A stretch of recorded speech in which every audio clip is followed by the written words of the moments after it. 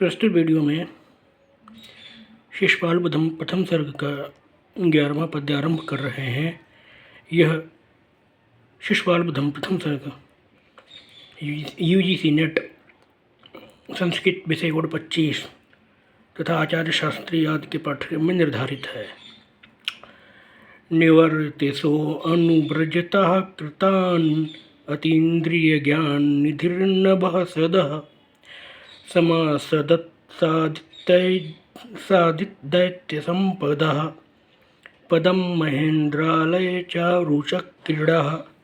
अतीन्द्रिय ज्ञान निधि, अतीन्द्रिय ज्ञान के कोश भंडार निधि सह वह नारद। कृतान तीन प्रणाम करने वाले, अनुव्रजतः अनुगामी, सबह सदः नभः सदः नभचरों अर्थात देवताओं को निवर्त वापस लौटा करके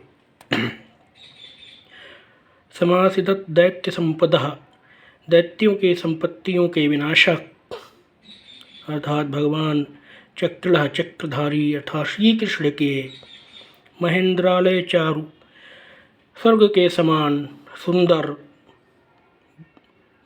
भवन में उन्होंने पदम समासदत पदार्पण किया अर्थात प्रवेश किया, अपने चरण रखे।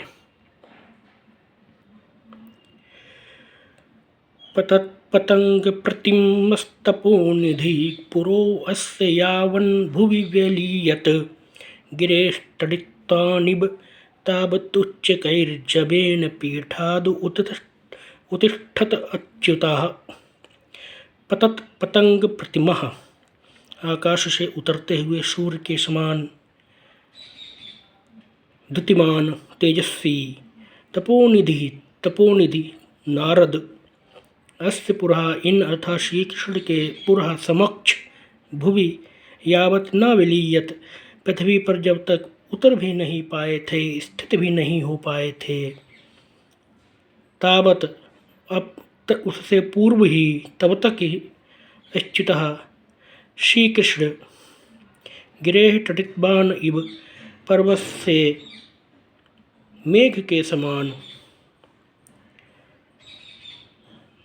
उच्चकहि पीठात उच्च आसन से जवेन शीघ्रता से उत्तिष्ठत उठ खड़े हुए अर्थात जब तक जितनी देर में नारद आकाश से पृथ्वी पर उतर भी नहीं पाए थे, उससे भी पूर्व श्री कृष्ण नारद का स्वागत करने के लिए अपने आसन से खड़े हो गए। अथ प्रयत्न उन्नतमितान फलैर्धृते कथंचित फणिनाम गढ़ैरधः निधायिष्यताम् अभिदेवकी सुतेन धातुश्चरणौ भुवस्तले। अथ तत्पश्चात धातु सुतेन धातुपुत्र अर्थात ब्रह्मा के पुत्र नारद के द्वारा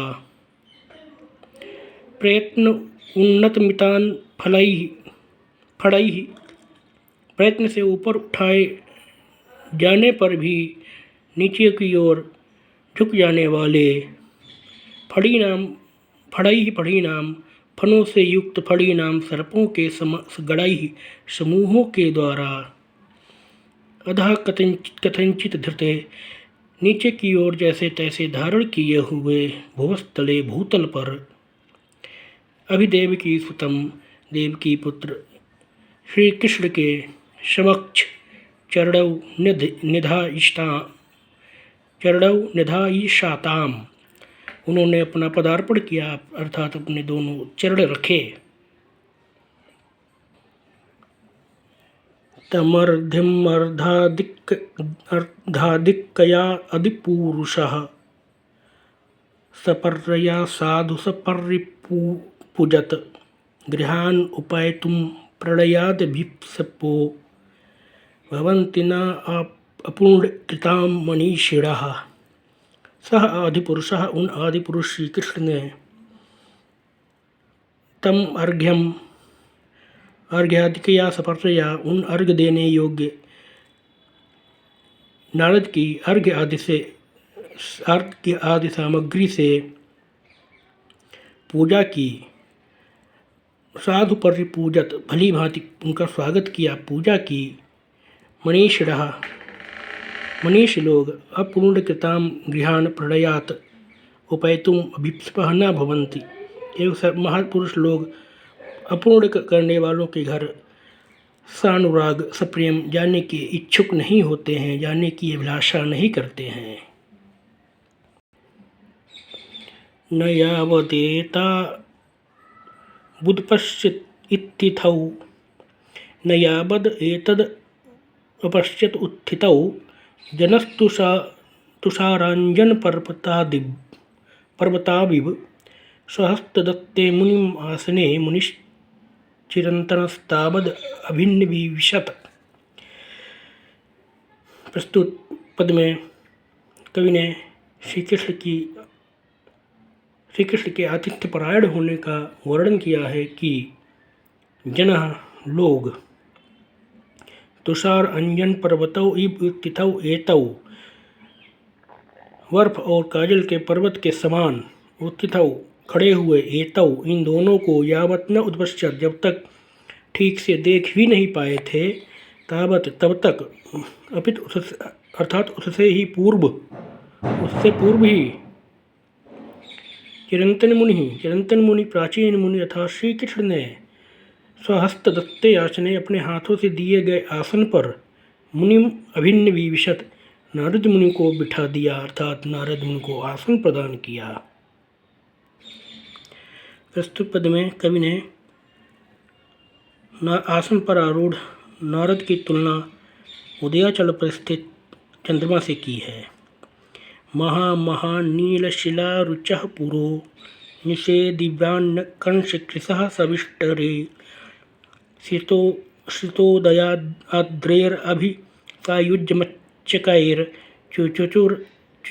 चूचुरचंद्रमसो अभिरामताम्।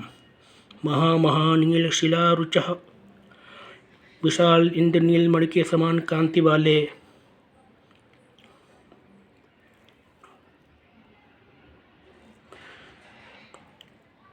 पुरः निषेधितवान कंसकृशः सविष्टरे, कंसकृशः कंसहंता अर्थात श्री कृष्ण ने पुरः निषेधितवान विष्टरे उन कंसहंता कृष्ण ने नारद को अपने समक्ष उच्च आसन पर बैठाया। श्रियोदया आद्रेह अभिसायम उच्चकैः,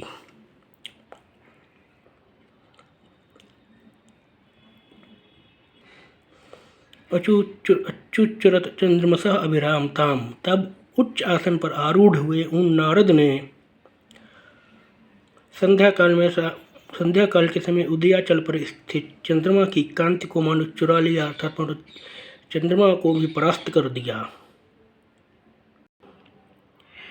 विधाय तस्य अपचितिं प्रसेदुषः प्रकामम् अप्रेयत्यज्ञनां प्रियं गृहीतुम् आर्यान् परिचर्यया मुहुर्महानुभावा हि नितान्तमर्थिनः। यज्ञनां प्रियः, विधिपूर्वक यज्ञ करने वालों के प्रिय श्री कृष्ण ने प्रसेदुषु प्रसन्नचित्त तस्य अपचितिं विधाय प्रसन्नचित्त उन नारद की पूजा करके प्रकामम अप्रियत अत्यंत प्रसन्न हुए, अर्थात विधिपूर्वक यज्ञ करने वालों के प्रिय श्री कृष्ण उन नारद की यथोचित पूजा करके आतिथ्य करके अत्यंत प्रसन्न हुए। ही महानुभावा आर्याणि परिचर्यया मुहुः गृहीतुं नितान्तं अर्थिनः भवन्ति, क्योंकि सज्जन लोग पूजनीय लोगों की सेवा करके पुनः पुनः उनको अपने वशीभूत करने के लिए, उनको आकृष्ट करने के लिए, उनका प्रिय बनने के लिए अत्यंत इच्छुक होते हैं। प्रस्तुत 18वें पद में कवि ने लिखा है कि देवर्षि नारद ने अपने परम पवित्र कमंडल से परम पवित्र जल निकाल करके श्री कृष्ण को दिया। अशेष तीर्थ उपहृताः कमंडलोर्निधाय पाणाभिषाणि वृषणामभ्युदीरितः अधौद्विध्व संविधौ पटीयसीर्नतेन मूर्धा हरिगृहीदपः। अशेष तीर्थ उपहृताः समस्त तीर्थों से लाए गए कमंडलों निधाय कमंडल में स्थित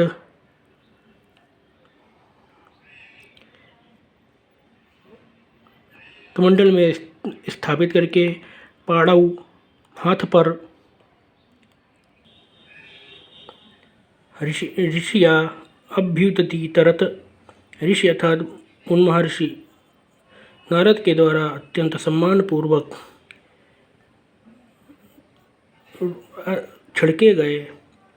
अधौद विध्वंस विधौ पटीयसी समस्त पापों को नष्ट करने में अत्यंत सक्षम अपह हरि जल को हरि तथा श्री कृष्ण ने नतेन विनम्र भाव से नतमस्तक होकर के मूर्धना अग्रहीत अपने मस्तक शिरोधार्य किया था अर्थात अपने मस्तक पर धारण किया था।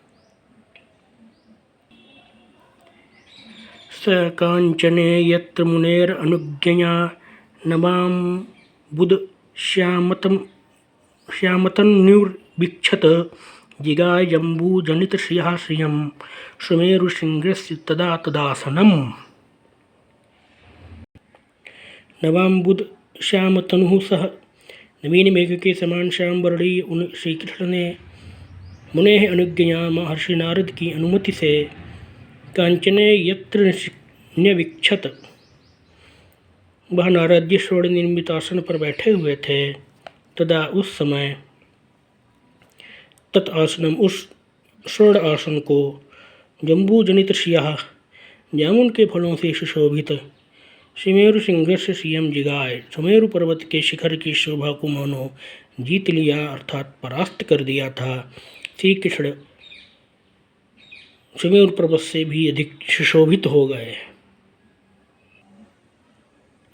स तप्त कार्त स्वरभास्वराम्बरः कठोरताराधिप्लाञ्छन् छविः विद्युते बाडव जातवेदसः शिखाभिराश्लिष्ट इव अम्भसां निधिः।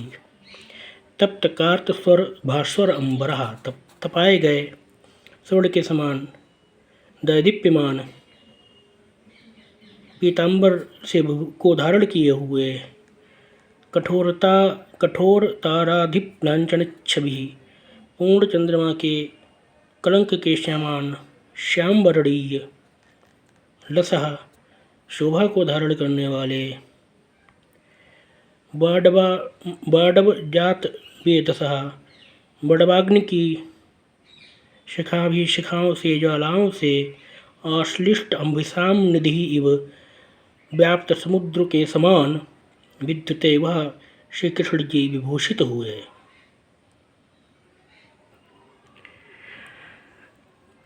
रथांगपाणेः पटलेन रोचिषां ऋषित्यशः संबलिताः विरेजिरे चलत्पलाशान्तरगोचराः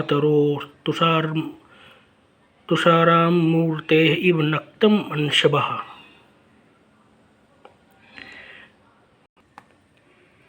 रथांगपाणेः रोचिषां पटलेन रथांगपाणेः रथ के अंग अर्थात चक्र को धारण करने वाले श्री कृष्ण के रोचिषाम पटलेन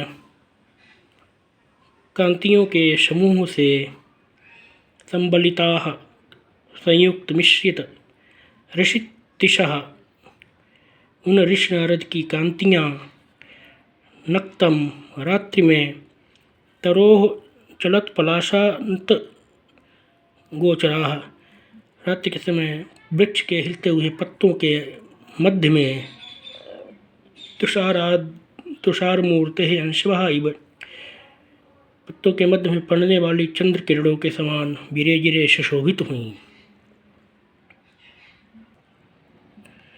प्रफुल्लितापिच्छनिभैः अभिशुभिः शुभैः च सप्तच्छद पांशुपाण्डुभिः परस्परेण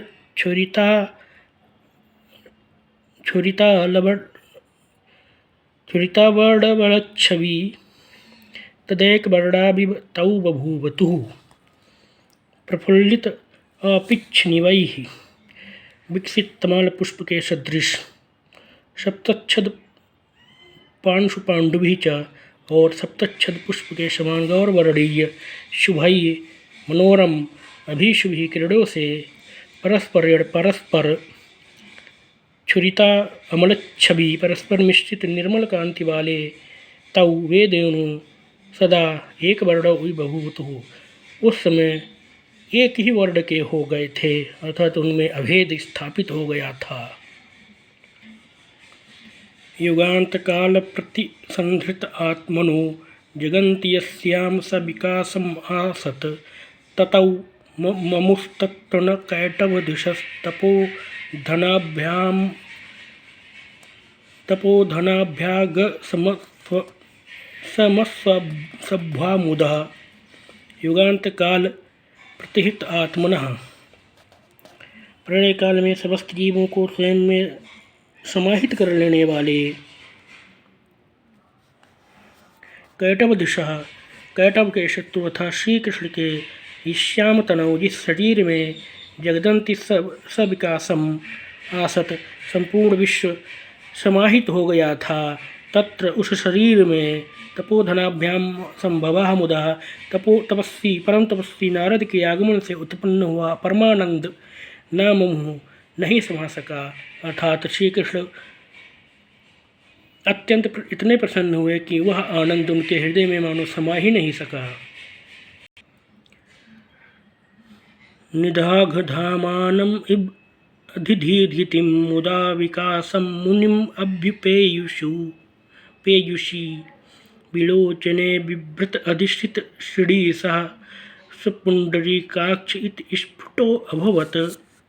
निधाघधामान इब सूर्य के समान अधिधीधितिम मुनिम अत्यंत तेजस्वी उन मुनि को अभिमुदा लक्ष्य करके मुदा विकासम उपेयशु अधिष्ठित श्री हर्ष से विकास को प्राप्त करने वाले और अधिष्ठित श्री विलोचने और अत्यंत सुशोभित नेत्रों को विभ्रत धारण करने वाले सह वह श्री कृष्ण पुंडरीकाक्षः इति स्फुटः अभवत् अपने नाम पुंडरीक के समान अत्यंत सार्थक सिद्ध हुए, अर्थात उस समय उनका पुंडरीकाक्ष नाम अत्यंत सार्थक सिद्ध हुआ, क्योंकि श्री कृष्ण के नेत्र प्रसन्नता से कमल के समान विकसित हो गए थे। सितं सितिम्ना सुतरां मुनिर्वपुर्विसारिभिः सौधम् इव अथ लभ्यन् द्विजाबलिव्याजनिशाङ्करन् शुभिः शुचिस्मितां वाचम् अवोचदच्युतः।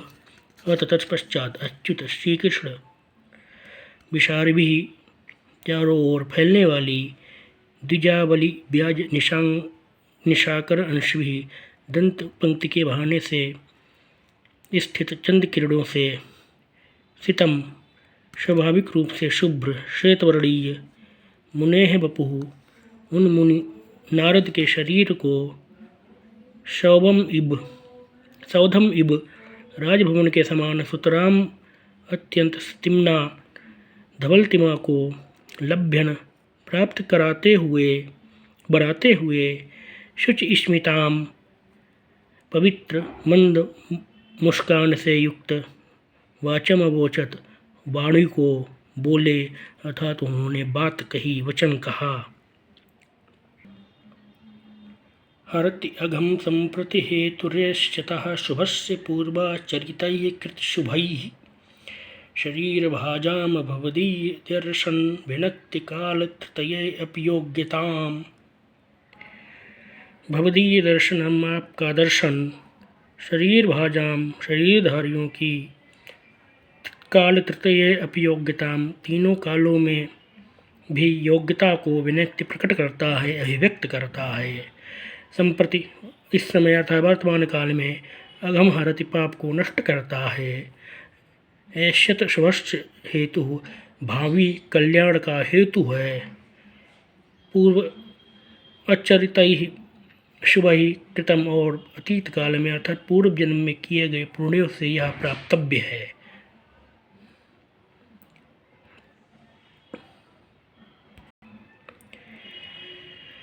प्रस्तुत पद में श्री कृष्ण ने नारद से कहा है कि आपका तेज तो सूर्य के तेज से भी अधिक श्रेष्ठ है, अधिक प्रदीप्त है। जगत् पर्याप्त सहस्त्र भानुना नायन्नियन्तुं समभावि भानुना प्रसहि तेजोभिर्संख्यतां गतैरदस्तया नूनम उत्तमम तमः। जगत इस संसार में अपर्याप्त सहस्त्र भानुना यतनियंतुम न समभावी सहस्त्र अंशु सूर्य से जिस अंधकार का निवारण नहीं किया जा सकता है, अनुत्तमम अधः त्वया असंख्यतांगतैः तेजोभिः प्रसह नूनम, वह सर्वश्रेष्ठ अंधकार असंख्यता को प्राप्त हुए तेजों से बलपूर्वक आपके द्वारा दूर कर दिया गया है। अर्थात जिस अंधकार का निवारण करने में, जिस अज्ञान रूपी अंधकार का निवारण करने में सहस्त्रांश सूर्य भी नहीं सहस्त्रांश सूर्य भी अक्षम सिद्ध हुए हैं, ऐसे अंधकार को आपने दूर कर दिया है। अर्थात इस प्रकार से आप सूर्य से भी अधिक तेजस्वी सिद्ध हुए। प्रस्तुत 28वें पद में श्री कृष्ण ने नारद को वेद ज्ञान की अक्षय निधि कहा है।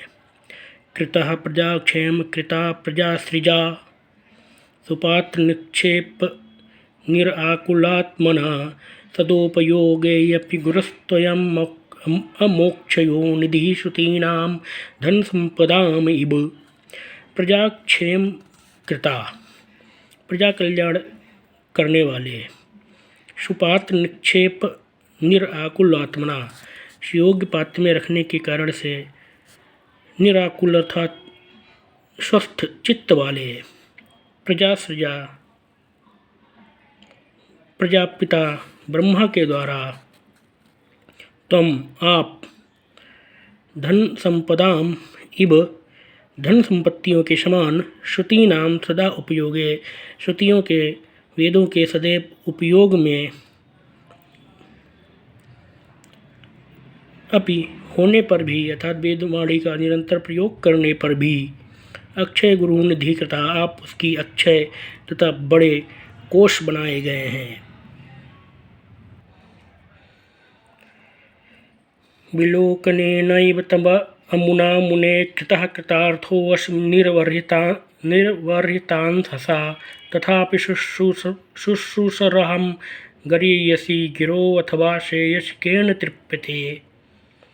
मुने, हे मुनि नारद मुनि, निर्वर्हित अंहसा अमुना, आप निष्पाप व्यक्ति के विलोकनेन एव दर्शन से ही कृतार्थः कृता अस्मि, मैं कृतार्थ कर दिया गया हूँ। तथापि मैं गरीयसी गिरः शुशुः, तथापि मैं आपकी गौरवपूर्ण वाणी को सुनने का इच्छुक हूँ, अभिलाषी हूँ। श्रेयस्केन तृप्यते, क्योंकि अपने कल्याण से कौन व्यक्ति संतुष्ट हो सकता है, अर्थात कोई भी तृप्त नहीं होता है। जिस व्यक्ति का जितना अधिक कल्याण हो जाए वह उतना ही अधिक अभिलाषी बन जाता है। प्रस्तुत 30वें पद में भगवान श्री कृष्ण ने नारद से उनके आगमन का उद्देश्य पूछा है। गत स्पृहोऽपि आगमन प्रयोजनं वदेति वक्तुं व्यवसीयते यया तनोति नस्तामुदिताम् आत्मगौरवो गुरुस्ततवैवागम एष धृष्टताम्। गत स्पृहः अपि, निष्प्रह होने पर भी, निरीह होने पर भी, आगमन प्रयोजनम वद, आप अपने आगमन का उद्देश्य बताएं। इति वक्तुम, ऐसा कहने के लिए, यया जिसके द्वारा, विवसीयत यह प्रयत्न किया जा रहा है, उदित आत्मगौरव गुरु अपने गौरव के परिचायक, एष तब आगमः आपका यह आगमन, नह एव आपका यह आगमन ही, नह धृष्टताम तनोति हमारे इस धृष्टता का विस्तार कर रहा है, अर्थात आपके आगमन को जानने के लिए मेरे मन में यह धृष्टता हो रही है कि मैं आपसे आगमन का उद्देश्य पूछ रहा हूँ। तब नारद मुनि ने श्री कृष्ण से कहा, इति ब्रुवन्तं तम उवाच स भृति न वाचं इत्थं पुरुषोत्तम त्वया तुमेव साक्षात् करणीय इत्यतः किमस्ति कार्यं गुरुयोगिनाम अपि। इति ब्रुवन्तं, ऐसा कहते हुए तम उस श्री कृष्ण से सहभृति उन नारद ने उवाच कहा, पुरुषोत्तम, हे पुरुषोत्तम, त्वया इत्थम न वाच्यम, आपको ऐसा नहीं कहना चाहिए, योगिनाम अपि तुमेव साक्षात करणीय, आप योगियों के भी द्वारा साक्षात करने के योग्य हैं। इति अतः गुरु कार्यम किम अस्ति, अतः इससे बढ़कर के अन्य क्या कार्य है कि मैंने आपका साक्षात्कार कर लिया, आपको साक्षात देख लिया, दर्शन कर लिया। उदीर्ण राग प्रतिरोधकम जनैरभीक्षणम अभीक्षण्यम अक्षुरस्तनया तया अति दुर्गमम उपेयुषो मोक्ष पथम मनिष्ठिनम तुम अग्रम भूमिर्निर्पाय संशया। उदीर्ण राग प्रतिरोधकम, बढ़ा हुआ विषय अनुराग जिसमें बाधक है,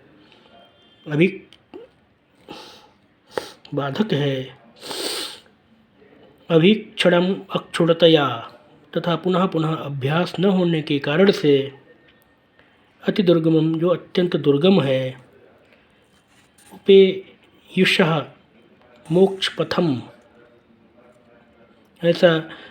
ऐसे मोक्ष पथ को प्राप्त हुए मनुष्यनः, मनुष्य व्यक्ति के लिए, मनुष्य जन के लिए, तुम आप अग्रभूमि निरपाय संशया अग्रभूमि, आप पुनरावृत्ति रहित प्राप्तव्य स्थान है, अर्थात आपकी शरण में आने पर फिर मनुष्य का पुनर्जन्म नहीं होता है, आपको केवल एक बार ही प्राप्त करना पड़ता है, फिर मनुष्य सांसारिक बंधनों से मुक्त हो जाता है। प्रस्तुत 33वें पद में नारद ने कहा है कि आप परम पुरुष हैं, अतः श्री कृष्ण ही परम पुरुष हैं। उदासितारं निगृहीतमानसैर्गृहीतमध्यात्मं दृशा कथञ्चन बहिर्विकारं प्रकृते पृथग् विदुः पुरातनं त्वां पुरुषं पुराविदः।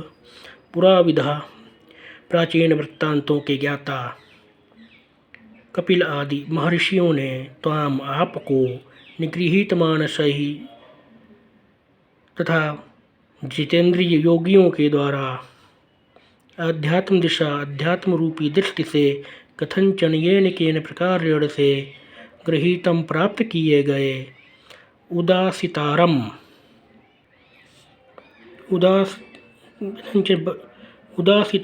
उदासीन, निरपेक्ष, बहिर्विकारम, बाह्य विकारों से मुक्त, प्रकृते पृथक, प्रकृति से भिन्न, पुरातनम पुरुषम विदुः, पुरातन पुरुष कहा गया है, जाना गया है, अर्थात आप समस्त सांसारिक दोषों, गुण दोष से मुक्त परम पुरुष हैं, ऐसा कपिल आदि प्राचीन तत्ववेत्ताओं ने भी कहा है। निवेशयाम आसिथ हेलयोद्धृतं फणाभृतां छादनम् एकमोसा जगत्त्रयैकस्थपतिस्तमुच्चकैर्हि अश्वस्तम्भशीर्षभूतलं। जगत्त्रय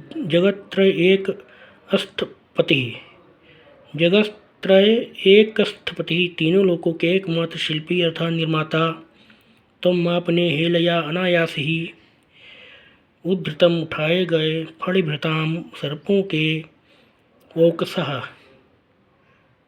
घर के अर्थात पाताल लोक के, एकम छादनम, भूतलम, एकमात्र आच्छादन रूपी भूतल को, पृथ्वी लोक को, उच्चकैः, ऊंचे, उच्च, अहीश्वर स्तंभ शीर्ष, शेषनाग के मस्तक रूपी स्तंभों पर, निवेशयामासिथ, पृथ्वी को स्थापित कर दिया था।